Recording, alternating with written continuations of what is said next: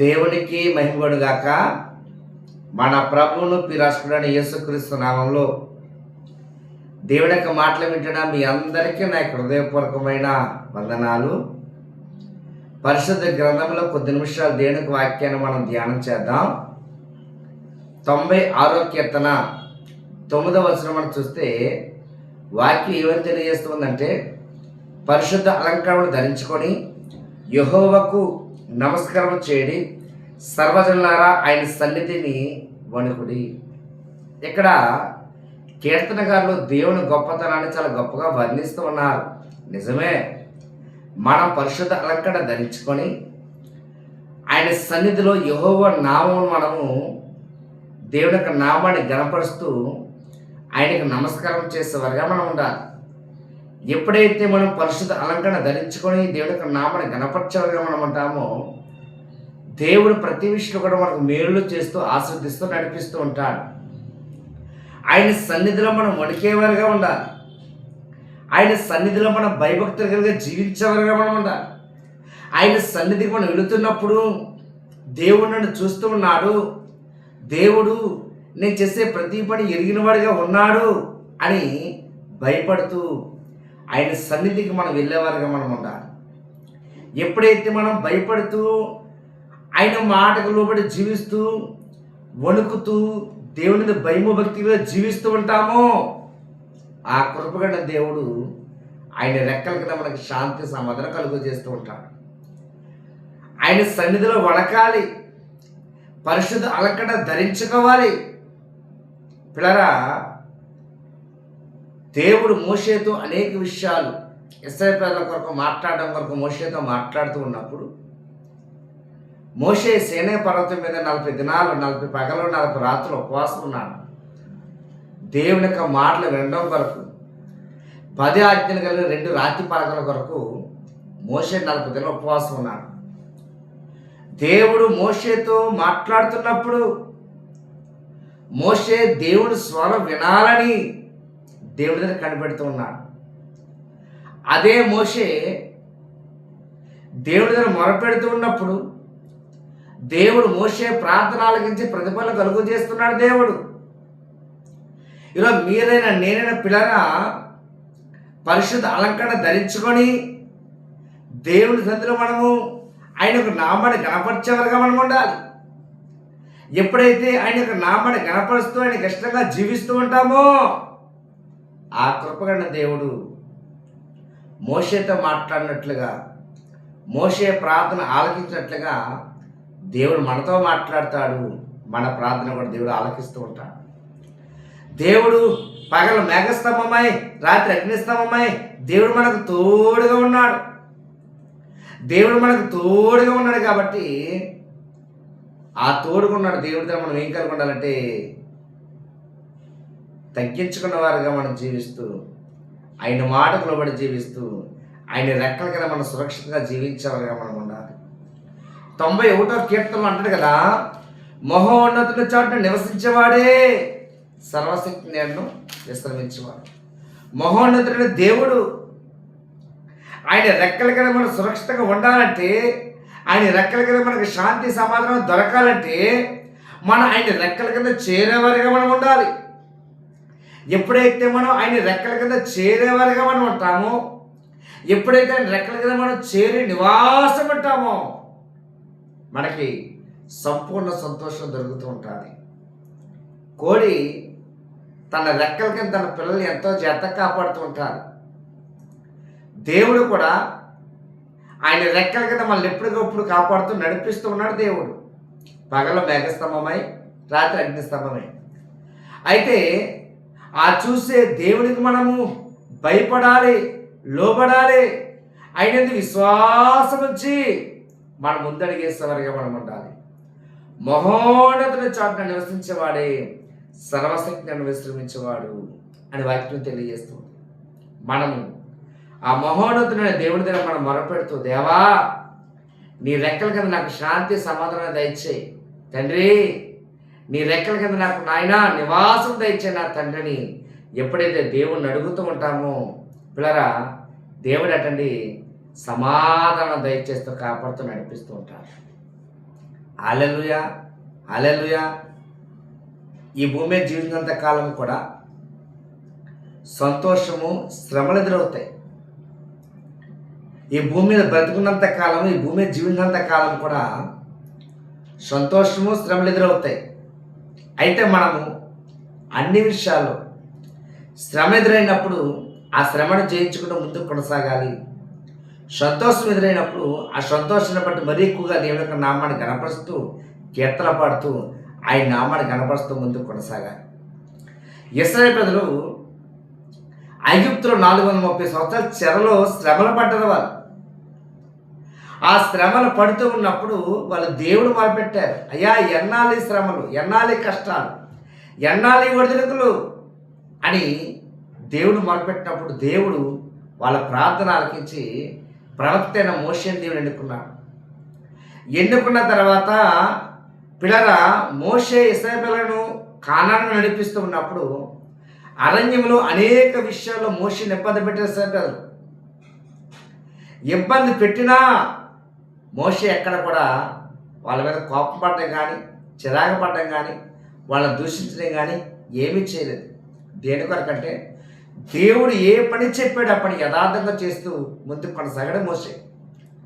అయితే మోషే ఒక సందర్భంలో అనేక విధాలుగా బాధలు పెడుతూ ఉన్నప్పుడు, అనేక విధాలుగా మాట్లాడుతున్నప్పుడు మోషే అంటాడు కదా, వీళ్ళని కన్నానా, వీళ్ళని దత్తత తీసుకున్నానా, ఏంటి ఎందుకునండి వీళ్ళు ఇబ్బందులు పెడుతున్నారు అని దేవుడిని మొదలుపెట్టినప్పుడు దేవుడు అంటాడు కదా, ఒక్కసారి నువ్వు పక్క తప్పుకు వాళ్ళ సంగతి నేను చూస్తానన్నాడు మోషేతో దేవుడు. వెంటనే మోషే అంటాడు కదా, లేదు లేదు ప్రభా, లేదు లేదు అని మళ్ళీ వెంటనే మోషే తగ్గించుకొని దేవునికి మాటకు లోబడి జీవిస్తూ వాళ్ళ క్షేమం కోసం మోసే ప్రార్థన చేస్తాడు. ఈరోజు మీరైనా నేనైనా పిల్లరా తగ్గించుకున్న వారిగా మనం ఉండాలి.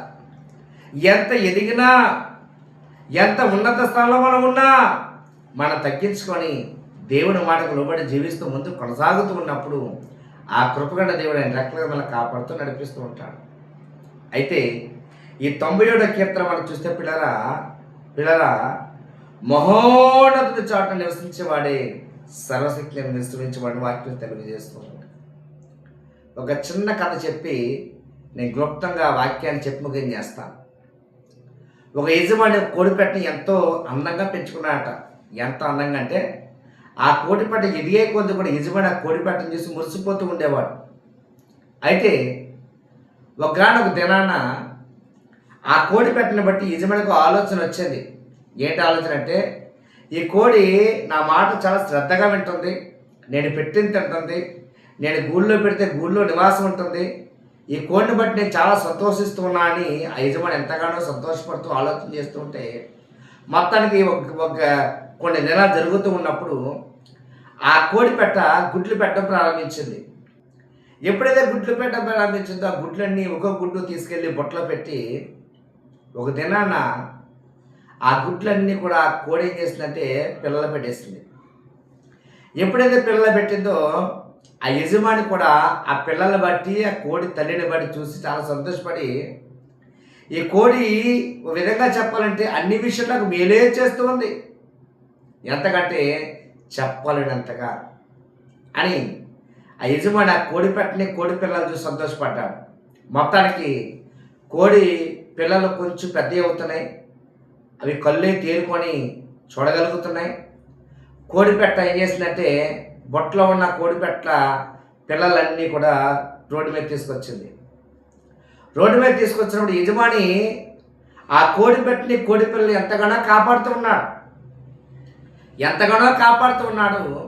కోడి కూడా పిల్లలకి ఎంతో జాగ్రత్త కాపాడుకుంటూ ఉంది. ఒక దినాన కంచి మీద గ్రద్ద వాలి కోడి పెట్ట వైపు, కోడి పిల్లల వైపు చూస్తూ ఉంది. గ్రద్దేమో అలా కోడి వైపు పిల్లల వైపు చూస్తుంటే కోడి పెట్ట గద్ద వైపు చూస్తూ ఉంది. కోడి పిల్లలకు శబ్దంతో చెప్తూ తన యొక్క మాట శబ్దంతో, కోడి శబ్దంతో మాట్లాడుతూ కోడి పిల్లలన్నీ కూడా ఏం చేస్తుందంటే తన రెక్కల కింద సురక్షితంగా కాపాడుకుంటూ ఉంది. ఎంతగానో రెక్కల కింద కాపాడుకుంటూ ఉన్నప్పుడు యజమాని చూసి చాలా సంతోషపడ్డాడు.